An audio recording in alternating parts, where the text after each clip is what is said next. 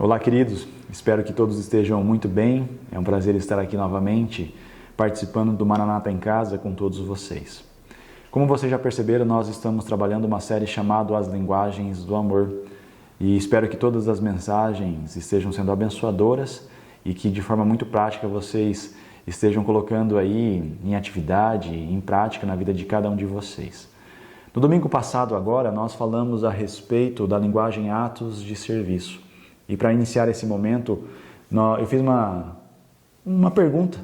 O que te vem na mente, o que você pensa quando você lembra da palavra serviço? Eu não sei vocês, mas eu posso me lembrar de 3 palavras. A primeira palavra é trabalho, afinal, serviço é sinônimo de trabalho. Então, todas as vezes que eu penso em serviço, eu me recordo de trabalho. E se eu me recordo de trabalho, então, eu posso me lembrar de uma outra palavra, que é esforço. Se eu posso me recordar de esforço, quer dizer que serviço para mim pode ser trabalho e também pode representar esforço. E uma outra palavra é remuneração ou recompensa, até mesmo porque ninguém dedica um serviço, um trabalho de maneira gratuita. Todos nós trabalhamos em favor de alguma remuneração, não é verdade? Sendo assim, nós talvez corremos o risco de não compreender como essa linguagem do amor funciona. Porque talvez para a nossa linguagem, o serviço ela pode significar trabalho, esforço, esperar alguma coisa em troca, em recompensação. Mas quando nós olhamos para Jesus, ele também define o que é serviço.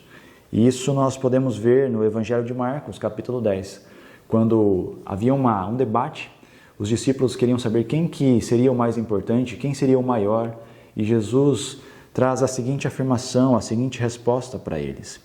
Quem quiser tornar-se importante entre vocês, deverá ser servo. E quem quiser ser o primeiro, deverá ser escravo de todos. Esta é a definição a resposta de Jesus para aqueles que querem ser importantes, se tornar importante.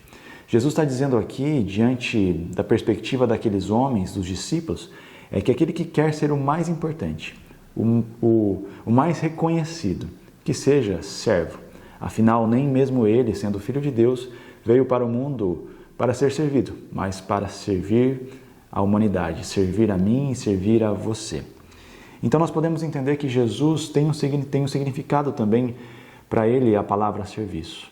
E quando eu olho para esse texto, eu posso entender que para Jesus servir é amar. Afinal, quem pode servir uns aos outros como um escravo, assim como esse texto diz, se não tiver amor?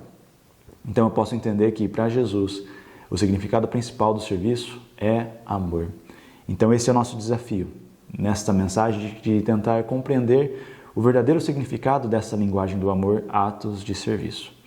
E nós nos baseamos no texto do Evangelho de João, capítulo 13, um texto muito conhecido por todos nós, que é o texto onde Jesus lava os pés dos seus discípulos. E nesse texto nós destacamos 3 atitudes de Jesus que pode demonstrar o que é esta linguagem, para que assim nós pudéssemos tentar compreender o seu verdadeiro significado, o seu verdadeiro valor. O primeiro ponto que eu destaquei ali foi que a linguagem atos de serviço é uma linguagem expressada no silêncio.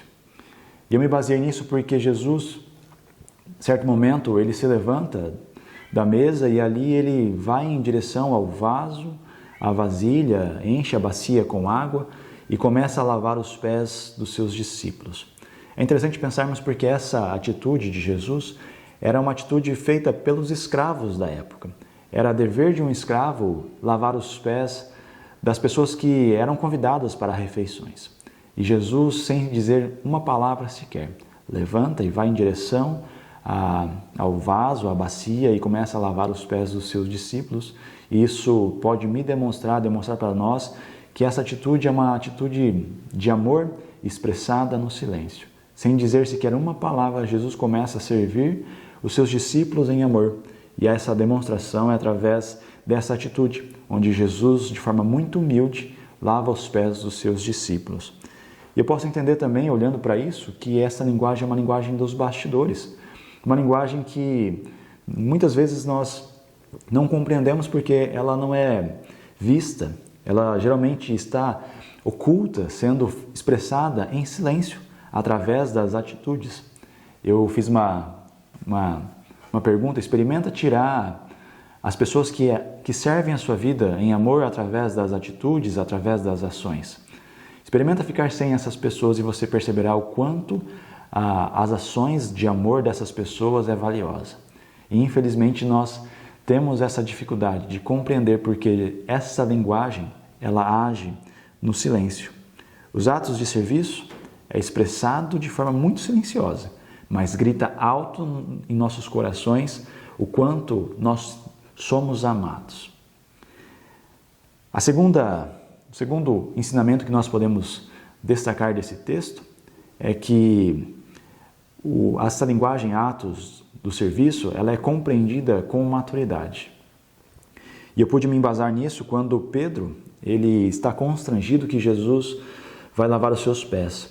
E Jesus traz a seguinte resposta para ele: Pedro, Pedro, você não compreende agora o que eu estou lhe fazendo, porém mais tarde você entenderá.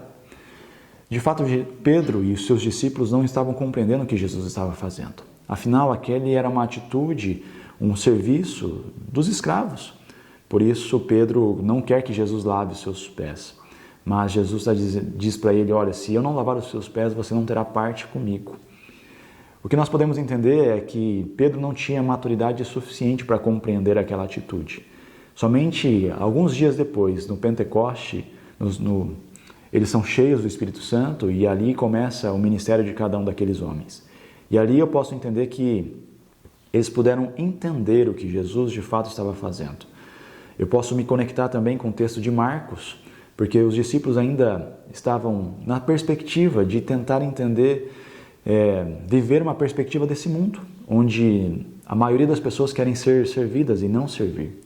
E Jesus está demonstrando ali que somente com maturidade, uma maturidade cristã, que nós somos capazes de servir uns aos outros.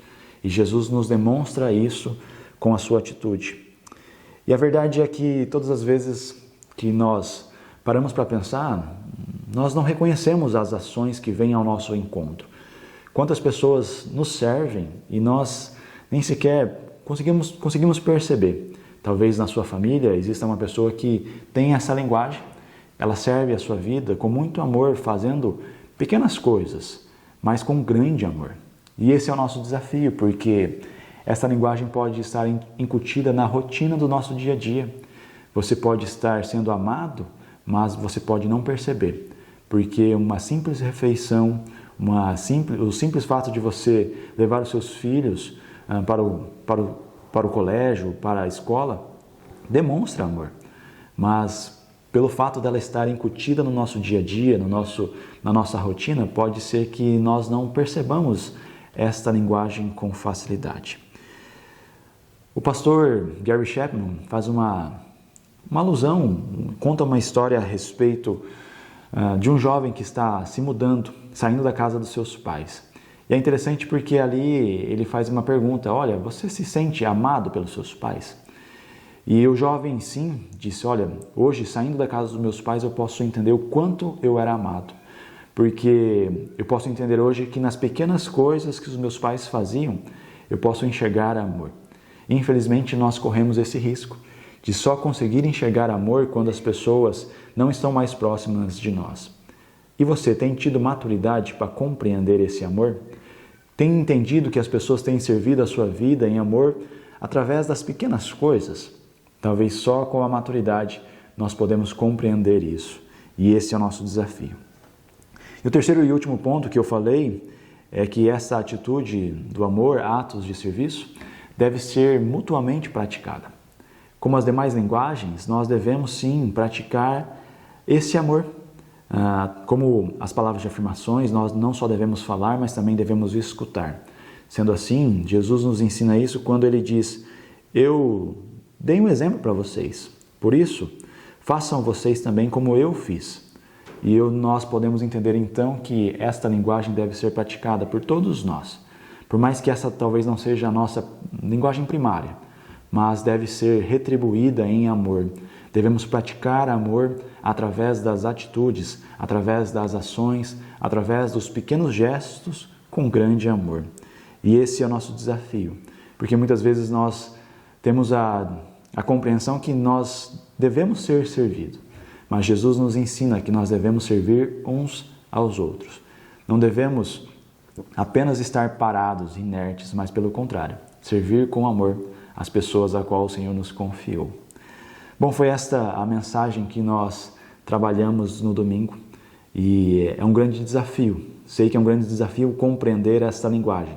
Para mim, é a linguagem que talvez nós tenhamos mais dificuldade de compreender. Mas o desafio agora é não só compreender, mas saber valorizar.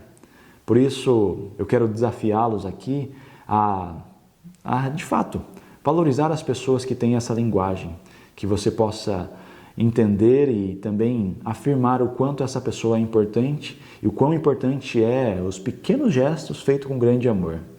E para que vocês também possam compartilhar agora, eu quero deixar algumas perguntas para você. A primeira, para vocês que têm essa linguagem como a linguagem primária do amor. Como é para vocês se sentir amado nesta linguagem? Vocês se sentem reconhecidos, valorizados? As pessoas que convivem com vocês reconhecem esta linguagem do amor? Lembrando que agora não é momento de vocês lavarem roupa suja, mas é importante você expressar o que está dentro do seu coração, porque isso não só fará bem para você, mas também para as pessoas que estão aí escutando como é para você se sentir amado. Talvez a sua fala possa ser um grande ensinamento. Por isso tenha liberdade em compartilhar em amor como é para você se sentir amado, amada. E para vocês que talvez tenham uma pessoa, convive com uma pessoa que tem essa linguagem do amor, vocês têm valorizado as pequenas coisas que essas pessoas têm feito para você? Talvez ao ouvir essa mensagem talvez você tenha pensado, olha, eu não tenho reconhecido o quanto essa pessoa tem feito por mim. Você teve essa consciência? Afinal, essa linguagem está incutida na rotina do nosso dia a dia. Por isso, que vocês tenham tempo de compartilhar agora o que você não tem valorizado. O que talvez as pessoas que têm feito para você e você não tem tido essa compreensão, essa maturidade, tenham esse tempo de compartilhar como tem sido para você, como foi para você ouvir esta palavra, o que Deus falou ao seu coração. E por fim, eu quero deixar aqui um desafio. Amós 3,3 diz que é impossível andar com alguém se não houver acordo. Por isso, diante de uma linguagem que é difícil de compreendê-la, tenha um tempo de dialogar com as pessoas com que você convive, com aquelas que vocês amam, para dialogar como é para vocês se sentir amado no serviço. Combinem, entrem em acordo, sejam práticos e também de forma muito humildes, em sabedoria saibam entrar em acordo. Bom, espero que Deus abençoe esse momento do encontro de vocês e que Deus possa continuar falando ao coração de cada um de vocês. Deus abençoe e espero encontrar vocês em breve, se assim Deus permitir. Até logo.